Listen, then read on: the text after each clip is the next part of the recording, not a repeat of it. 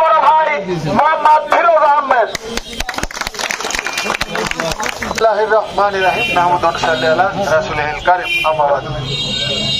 সম্মানিত গুরুদাসপুরবাসী, আমরা জানি আজকে কেন আমরা এখানে উপনীত হয়েছি।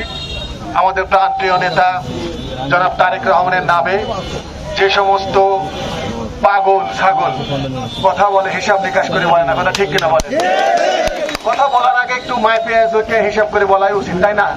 যে আমি কার সম্পর্কে কথা বলতেছি, তাই না? শহীদ প্রেসিডেন্ট জিয়াউর রহমান ছিলেন একজন সৎ মানুষ, কথা ঠিক কিনা বলে? শহীদ প্রেসিডেন্ট জিয়াউর রহমান ছিলেন একজন সৎ মানুষ, যার যোগ্য উত্তরসূরি আমাদের প্রান্তীয় নেতা জনাব তারেক রহমান।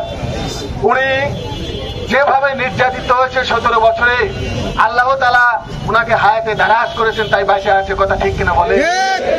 কারণ যে আমলে যে জুলুম অত্যাচার নির্যাতন করেছে, এখানে যারা উপস্থিত আছেন সবাই কোনো না কোনো ভাবে আপনারা নির্যাতিত হয়েছেন, কথা ঠিক কিনা বলে?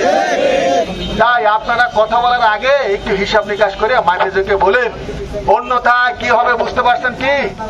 স্ফুলিঙ্গের মতো বাংলাদেশের প্রতিটা আনাচা কানাচা থেকে যখন জিয়া সৈনিকেরা বের হবে, তখন কি করবেন আপনারা? যখন বাংলাদেশের প্রতিটা আনাচা কানাচা থেকে জিয়া সৈনিকেরা স্ফুলিঙ্গের মতো বের হবে, তখন কিন্তু পালানোর পথ পাবেন না।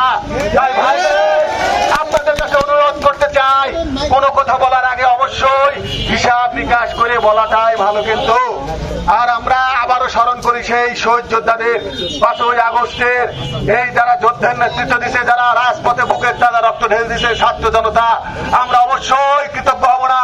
তাদের কথা মনে রাখবো এবং তাদের কথা মনে রেখে তাদেরকে ধন্যবাদ দেব। যারা মারা গেছে মহান রব্বুল আলামিনের কাছে তাদের আমরা রুহের মাগফিরাত কামনা করব, এবং যারা অসুস্থ আছে তাদেরকে আমরা সুস্থতার জন্য দোয়া করব। আমার জন্য দোয়া করবেন, এই বলে আমি আমার বক্তব্য শেষ করছি। আসসালামু আলাইকুম ওয়া রাহমাতুল্লাহি ওয়া বারাকাতুহু।